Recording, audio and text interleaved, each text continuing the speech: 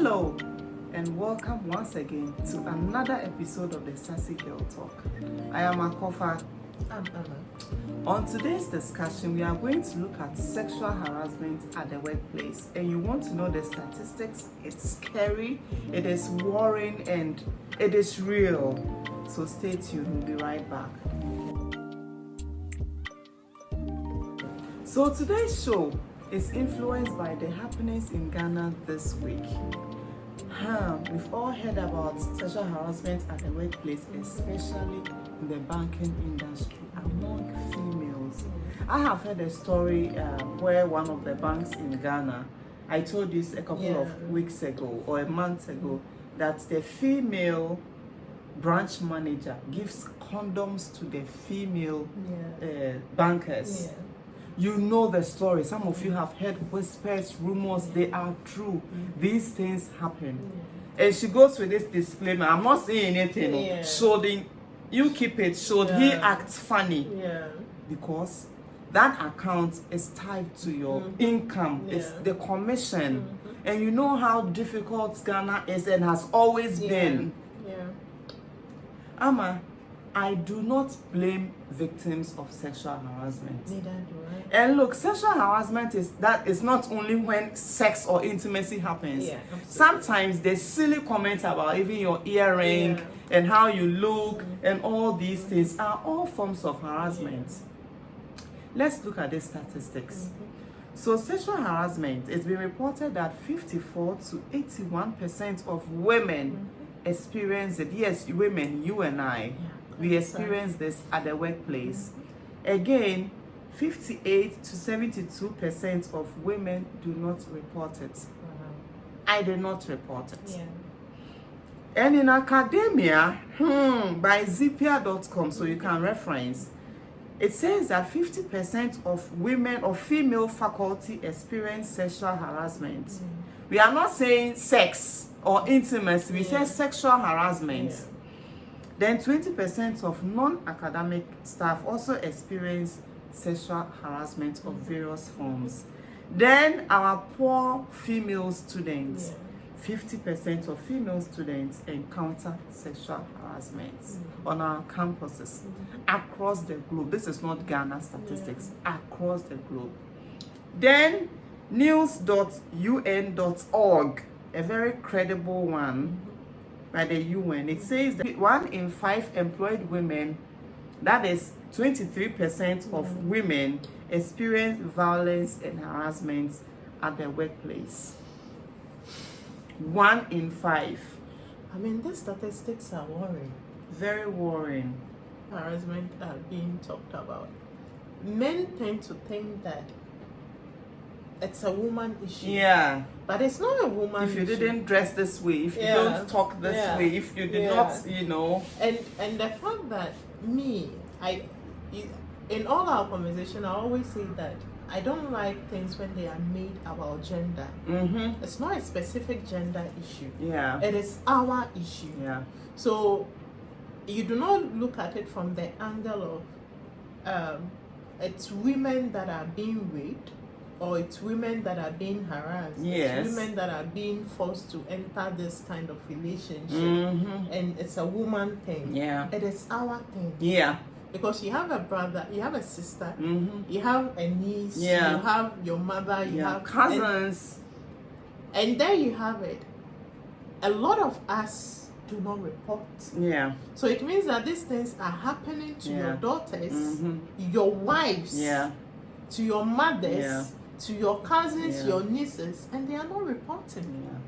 So when at the workplace where I used to work, there was this man who always complimented me about my earrings.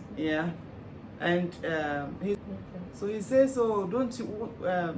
He was like, "Where is my earring?" He likes it when I wears that earring, and I didn't like it. Because to me, I thought he was married. So I told a friend that I don't like the way your boss talks. He's like every time complimenting me about the earring. And sister said, "Oh, he's not married, he's never been married." And I said, "What? He's never been?" So I felt bad. Yeah. Perhaps it was something playful. Yeah. So sometimes victims of sexual harassment, we kind of find excuses until it gets dangerous. Yeah. Seriously, it was a form of harassment. I didn't like it because, hey, I know you are a Muslim and nobody has that right to talk about your wife, to admire your wife, so leave me alone. So these things happen at the workplace. There is a lot of our culture. Yeah. We tend to be very touchy. So as Africans, we have etc. When we talk about sexual harassment, we need to be conscious of the fact that even though in our culture we touch people, we hold people, we need to create the awareness that there is a discomfort that comes with touching and holding people and giving wrong signals. That comes with it, you know. So yes, now UN is they are coming with all sorts of requirements that when you touch someone, when you compliment, etc., they are harassment. People will think that because you are okay with touching, you are loose. Exactly. So then they can go ahead and compliment about every part of it and say, oh, they wish you were their wives, and if you were their wives, the way they will, hold you. People just say that, and it's so nasty. Oh, I wish you were my wife. Otherwise, the way I will, what will you do? And this particular statistics, honestly, when I looked at the academic side, academics are supposed to be very opinionated. Yeah. You know, we're supposed to have this aura around us where we are untouchable. As an academic female, you command, you are so knowledgeable, you are this. And then they are actually being sexually harassed.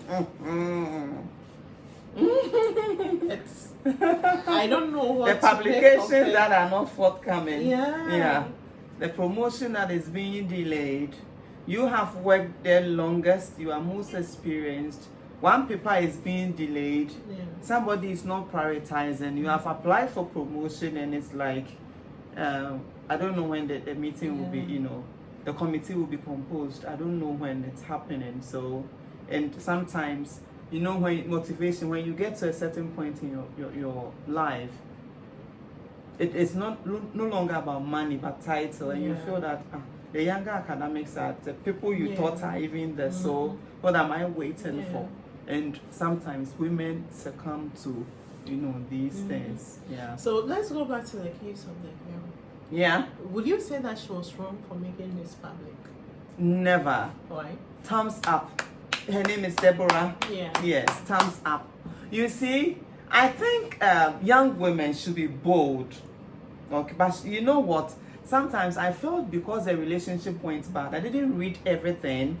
But because she was okay being first, she thought she would be employed. So she was there. No, she had the chance to be employed. Given contract, and then the man told her that don't take it. And let's have this exclusive relationship.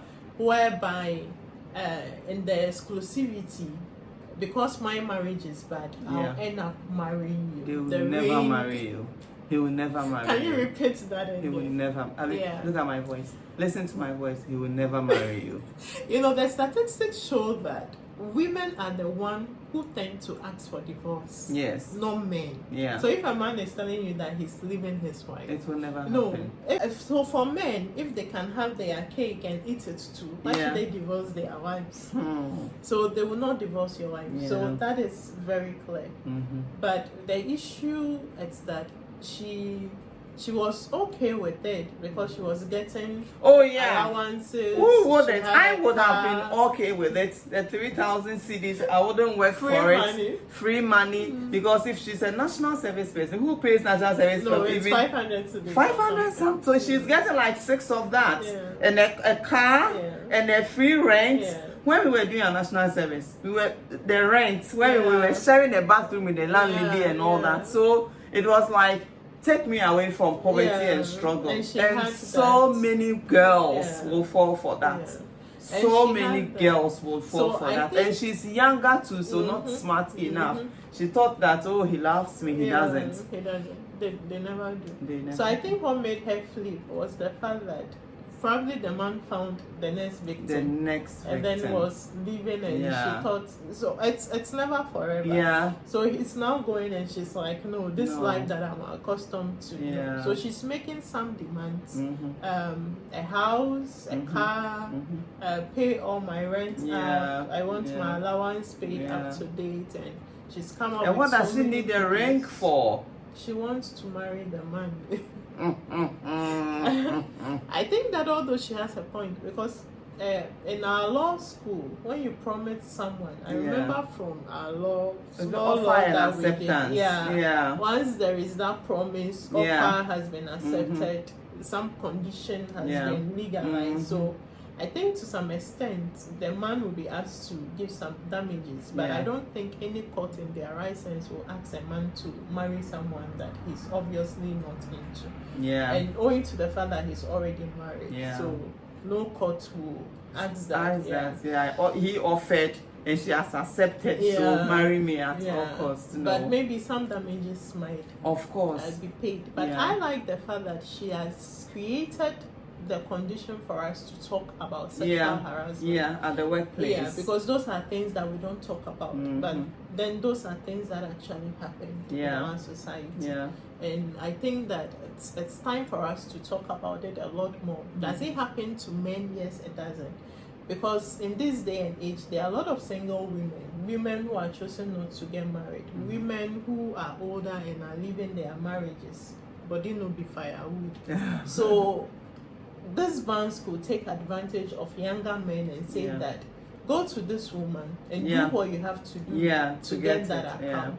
So it's not just a matter of women being sexually harassed anymore.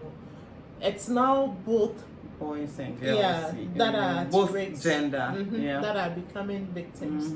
So I think that men making fun of this situation, men trying to sit it out, and some are even posting the wife, which is totally wrong. She has nothing to do with it. We need to understand that it's a national issue. And how do we create an environment that is safe for our young ones? And for all of us, because you and I are also not safe. No, we are not in the workforce. If today we are in a better position to fight it, to call it out, we should. Yes, and stand our ground and say, hello, I'm sorry, I'm not that girl, or look elsewhere. We have to create that environment to protect other girls. The other young girls. To protect other girls. And I think that we'll have this conversation about women. Women at the workplace do not make the efforts to protect younger women when they come in. They rather look at them as rivals, enemies. It's sad. That rather leaves the younger women exposed. We women. And now when the men are preying on them, then they go back to say, oh, I said it, I knew it, I said it. But so the older women at the workplace, they sit down, look on, allow the rot to fester, and then turn back and say, have you seen this girl? We thought they were innocent, or we thought she was innocent, this and that. So, I mean, it is sad, disappointing. The women in position at the workplace should rise up and protect younger girls. They are not your enemies. They are young girls who want to be like you. Absolutely. They think and dream about becoming like you. They see you. Show them the way. It's rather unfortunate. Wives get nothing. Most married women, they get nothing from their marriages. The slave queens, the other women, they get it all. They get the house, they get the cars, they get extra money, more money than wives that take care of the man, that helps groom the marriage and even the man himself. So what are we doing? Women, if a man tells you stay at home, do not. Go and find work. Be productive. Earn your own money so that when the shit hits the fan, you can walk out in confidence. You can say, you know what, we are done. there are so many women who know that their husbands are misbehaving, but they keep praying and thinking and hoping it's going to work. Stop praying. It doesn't work. You put in the most work. So women out there, let's be assertive in our marriages. Please, I'm not saying be disrespectful, but when you suspect something, speak out. Don't pray. Talk about it. Communication, understanding, and trust. CUT, that is the foundation of every marriage. So communicate about it. Speak about it in confidence. Don't quarrel and say, oh, where are you coming from? You want to know where he's coming from. When his schedule changes, it's your right. It is your right. Because I remember some time ago I went to church, and it's a different church. The pastor was saying that women, you have to seek permission from your husband. That is consulting. But the man will tell you, he's informed for your knowledge, for your information. This is it, but you have to. So these things are the ones, quote unquote, corrupting the men. The man is a pastor, so he preaches that in church too. Really? So he has the right to have other women. We will consult each other when necessary, and we will tell each other when necessary. Nowadays, people say, women, you are not submissive, you don't do what your mothers used to do. With all this rot, you want people to do what? With all this rot. Our mothers went through hell. Someone is loyal to you, and this is how you pay her back. Our mothers went through hell. And it's as if they think that we are fool. We are not watching how marriages are playing out. You won't get what our mothers used to do. Yet the men, most men, they are not appreciative. Because the betrayal is too much. I give you all, and then you betray me. If you betray the next person, I'm supposed to learn from the next person. Yes, of course. Aren't we your sisters? Aren't we your sisters? So am I a fool? So I mean, shame on to the service personnel who allowed herself to be a side chick. She allowed it. You enjoyed it. And now you are crying wolf because it's going sideways. Shame on you. And shame on the man of God. Yes, and shame on the man also. Yeah. He's not just a man, he's a man of God. I know you are human, but you're still a man. Yeah. Shame on you. Yeah. So, lovely viewers and subscribers, this has been another interesting episode of the Sassy Girl Talk. Stick and stay with us. Help us to grow by liking and subscribing to our videos. See you next time. Bye-bye.